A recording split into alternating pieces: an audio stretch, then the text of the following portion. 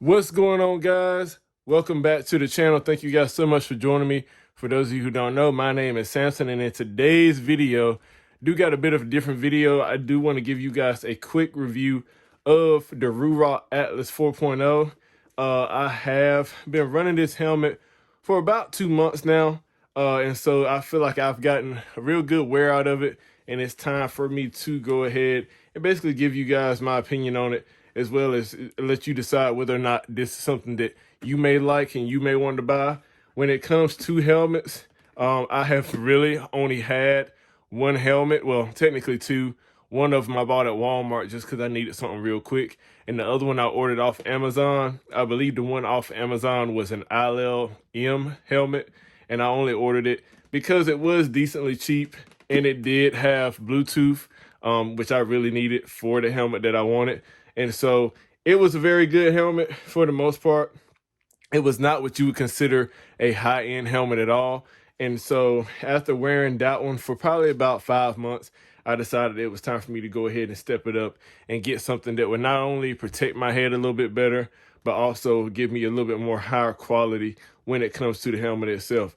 As for this Ruroc, I do actually love this helmet. I know a lot of people had issues with the 3.0 from Ruroc. However, this one right here has been very comfortable for me. I am a bigger guy. I'm about 6'5", about 220, and I do have a lot of hair. So I had to get the double X, which the way Ruroc does their sizing system, they have the double X and the XL as one, and they also have the large and the XL as one. So it's a little bit of overlap. However, I did have to go with the double X for the extra hair that I have, as well as my head being a little bit bigger. The helmet does come with two different modes of being able to let air come into it. You get this upper portion right up here at the top that you can open and close depending on how you feel, allowing a little bit of air to come through these vents and come over the top of your head. You also get this one right here at the bottom that you can open and close whenever you feel like it. The lever to this one is on the inside of the helmet. It would be almost impossible for me to show you guys because the chin strap is right here, but it is on the inside of the helmet right here in front of the actual vent itself, which is a bit of an odd placement. It doesn't seal up completely well, so whenever you are riding, you will get a little bit of wind coming through here, even when you have it closed, which I don't like particularly because whenever I'm on the phone or whenever it's a little cold outside, I really do not want any wind coming through here. So the fact that it doesn't seal up all the way is not a huge plus for me.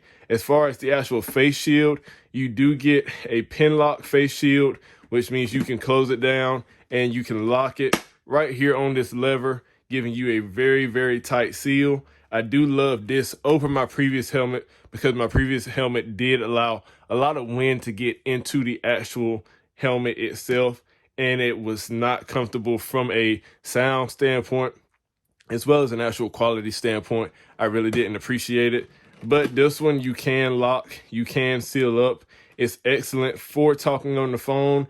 I did decide to go with the interior film to help it to keep from fogging, because I did notice since it does seal up all the way, it did end up doing a lot of fogging whenever I was driving at night, and it was a little cool outside. I had to almost keep the helmet cracked just because of how much actual fog I was getting on this front face shield. So I did opt to go with the film on the inside of the face shield to help with that fogging, as well as I did get the one that transitions in the daylight to turn into like this sort of dark smoke type look. And so it does help with the sun as well. It is very easy to take off. All you have to do is twist these pins right here. I forgot which way they go. Yeah, you twist them, you pull it out, you pop out this side, and then you twist this other side. Which way does it go? There we go. Pull it out, pop out this side, face shield comes right off, and then you have just the helmet. Very nice weather stripping around the sides of the face shield area. I don't have any complaints as far as the weather stripping goes. Like I said, it seals up very well.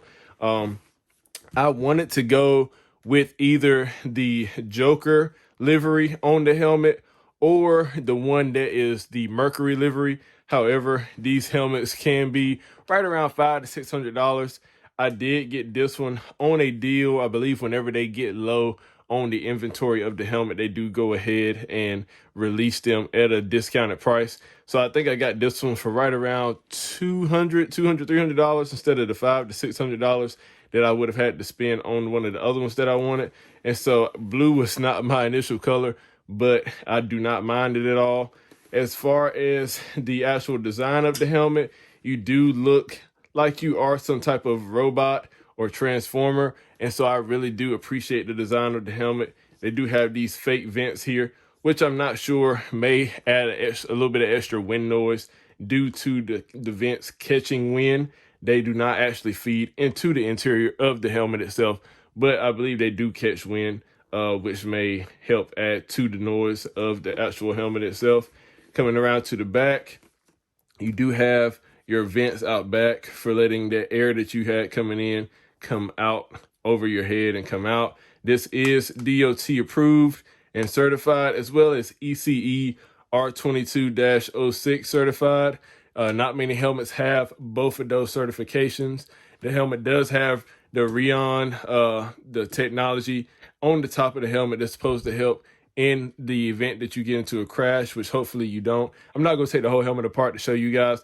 However, there are all these little blue hexagonal dots on the top of the headliner that allow you to have just a little bit more safety and get that ECE certification. Coming down to the cheek pads, I did have to go and add just a little bit more foam in these cheek pads. So these cheek pads are layered. You do get this real nice bolstered one in the back of your neck, which is real nice. It feels really good. The cheek pads are layered just to give you a variety of texture and direction on the foam itself to help it contour to your face from absolutely every angle that it can. However, I did notice on my particular head, for whatever reason, whenever the wind would come past the helmet, it would almost shoot up under this foam and touch the back of my ear. And so what I ended up doing was I added an extra layer of padding or foam right here to the bottom of these cheek pads. And it did help seal up that area right on the back of my neck, behind the bottom of my ear. If you guys end up having that issue, anybody running this helmet, it might help if you do add a little bit of foam on the bottom just to help seal up that area just a little bit more to give you full isolation from the outside elements in this helmet. You do get this chin protection right here, helps keep out some of the wind. I haven't had any issues with the little magnetic function of the chin strap. I know some people don't really like it all that well. However, I have not had any issues with this magnetic one, and I gotta say I actually enjoy it sometimes because it is easy to just put it up, put it together. The strap does tend to loosen itself quite a bit when you're taking the helmet on and off. I'm not really sure how to get it tightened and allow it to stay tight. Every time I tighten it, it does eventually end up loosening itself back up, which I'm not a big fan of. However, it has been, it's for the most part overall, very, very helpful. Coming down to the sound system, I did opt for the Shockwave sound system, but I got the Harman Kardon version of the Shockwave, which allowed me to basically seamlessly install this into the back of the helmet without having to get one of the exterior receivers on the outside of the helmet. I wish that they had have made it a little bit louder. The way that Harman Kardon sets up their sound system for the helmet, they do cap it off at a certain volume. I do wish it was a little bit louder because, especially on highways, even though this does a good job of keeping out a lot of the wind noise, it doesn't allow me to hear the music or my navigation as well as I would like to. And especially when it comes to navigation, I would really like to hear where I'm trying to go. And so I wish that they did allow you to have the music just a little bit louder, or the sound just a little bit louder in general. But I love the absolute seamlessness of the setup. As far as the microphone goes, I have had excellent response and feedback on my calls. The people that I'm talking to can hear me very well, and I'm able to hear them very well. I mean, for me being on a motorcycle and having wind going by, but I'm able to hear them decently well also. So no complaints really for the helmet.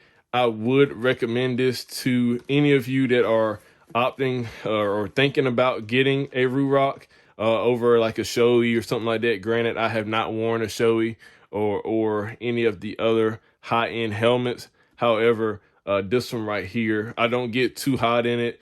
I don't feel like I'm claustrophobic at all. There is enough space in the front that allows you to have a very airy feel in the front of the helmet. You don't feel like the helmet's pushing right on your chin, and it's just very uncomfortable. This one has been very comfortable. The area up here where your forehead is, very soft material, very, very snug fit.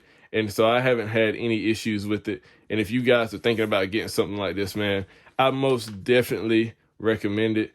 And so that's just a brief overview of the Ruroc Atlas 4.0. I know that Ruroc is a bit of a new name in the game, and that they didn't have too much success with their previous 3.0, but the 4.0, at least from my experience, seems to be legit.